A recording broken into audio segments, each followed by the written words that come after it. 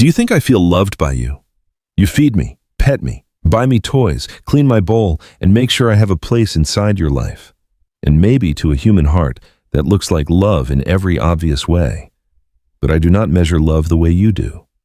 I notice smaller things, quieter signals, repeated moments that tell my body I'm safe.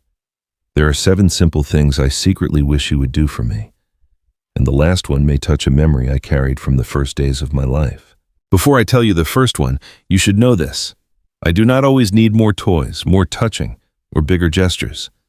Sometimes I need your eyes to soften when mine soften. I need the hunt to end with a catch. I need a place above the room, a human who can sit near me without reaching, a voice that sounds like it belongs only to me, a piece of clothing that still carries you, and one gentle kind of grooming that may remind my body what safety felt like before I had words for it. So before you wonder whether I know you love me, let me show you the little things my body understands. The first thing I wish you would do is blink back when I blink at you. You may see me sitting across the room, slowly closing my eyes, opening them again, and you may only smile at how sweet I look. Or you may stare straight back at me, trying to hold my gaze because humans think eye contact means connection. But in my world, a hard stare can feel like pressure. Closing my eyes near someone is not nothing. It means I am willing to be vulnerable for a moment. It means I do not see you as a threat. When I blink slowly at you, I am lowering the guard my body was built to keep. You do not have to come closer. You do not have to say my name. Just soften your face, close your eyes slowly, open them gently, and let your gaze drift away instead of locking onto mine. When you blink back, you are not being silly. You are telling me in cat language that I am safe with you too. The second thing I wish you would do is let me catch the toy. I know it makes you laugh when I chase a feather, leap after a string, or spin around the floor after a red dot. You may think the more I run, the better the game must be. But for me, play is not only exercise, it is a little hunt inside the safety of our home. My body understands stalking, waiting, chasing, pouncing, catching, biting, holding, and then resting. A hunt that never ends with a catch can leave something unfinished inside me. I may become frustrated, too excited, or suddenly rough with your hand because the game woke my instincts, but never gave them a place to land. So move the toy like real prey. Let it hide, pause, tremble, and escape. Then, let me pounce. Let me grab it, bite it, hug it with my front paws, kick it with my back legs, and hold my victory for a few seconds. If you want, end with a tiny treat, like the meal after the hunt. When you let me catch the toy, you are not just tiring me out. You are respecting the wild rhythm still living inside my small body. When you let me catch the toy, the game finally feels complete inside my body. The third thing I wish you would give me is a place above your head. When I climb the fridge, the shelf, the cabinet, or the top of the bookcase, you may think I am only being difficult. You may worry I am trying to break something, or that I simply like going where I should not go. But height means something deeper to me. From above, the room makes more sense. I can see the door, the hallway, the window, the movement of feet, the arrival of guests, and every small change in the space we share. A home built only at human height can make a cat feel as if the whole world is always towering over it.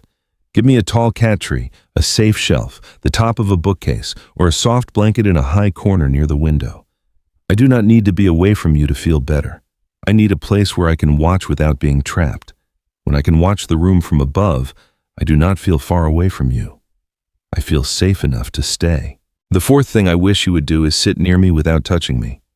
When I walk into your room, lie beside you, or settle a few feet away, you may think I am asking for hands. So you reach, call, scoop, stroke, or try to pull me closer. And sometimes I do want that. But not every kind of closeness is a request to be touched. Sometimes I only want to share the same air with you. Cats who trust each other do not always press their bodies together. They may nap near each other, groom themselves, watch the window, or simply stay close enough to feel company without demanding anything. That is still intimacy. So sit near me while you read, work beside me, watch television while I curl nearby. Let me choose the distance. Let your hand rest still. Let your presence become something that does not chase me. When I learn that you can be close without taking control of my body, I start to feel safer coming closer on my own. Sometimes the kindest way to love me is to be near me without asking my body for anything. The fifth thing I wish you would use is the voice you save for me. You may feel a little ridiculous when you speak to me in that softer tone, the one that rises slightly, slows down, and becomes warmer than your normal voice. You may wonder if it matters, because I do not understand every sentence you say. But I hear more than the words. I hear your rhythm. I hear whether your sound is sharp or gentle, rushed or patient, distant or meant for me. What comforts me is not only a higher voice, it is your familiar voice arriving with attention, warmth, and the same quiet feeling again and again.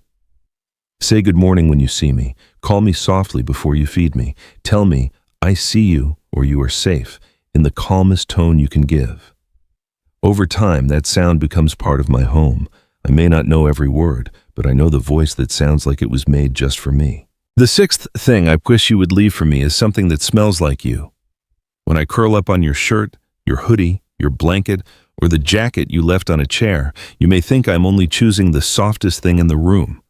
You may even think I'm making a mess of your laundry. But to me, your scent is not clutter.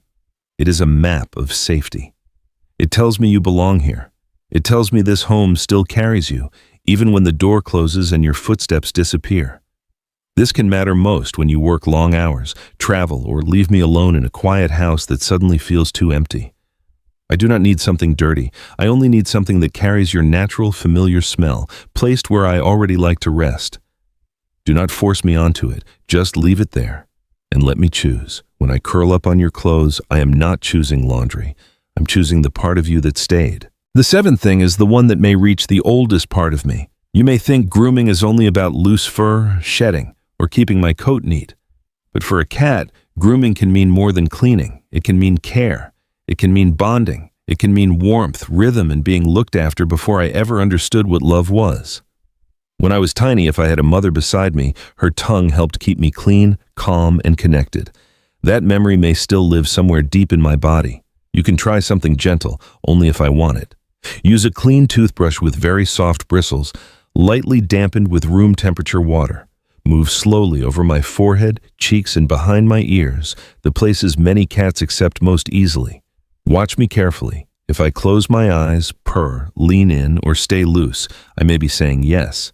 But if I turn away, flatten my ears, twitch my tail, duck my head, or tense my body, stop. This is not a trick to make me accept touch.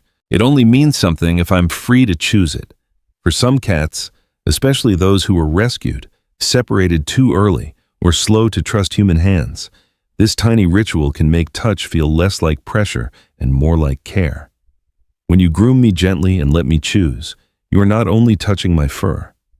You may be touching a memory of safety. None of these things are grand. Soft eyes, a game that ends with a catch, a high place to watch from, your presence without your hands, the voice that belongs to me, your scent left behind, grooming that waits for my yes. To you, they may look small. To me, they are the way my body learns that your love is real. I was not asking for more love. I was asking for love I could understand. Maybe I'm just a cat, but I know when love speaks my language. Which one does your cat love most?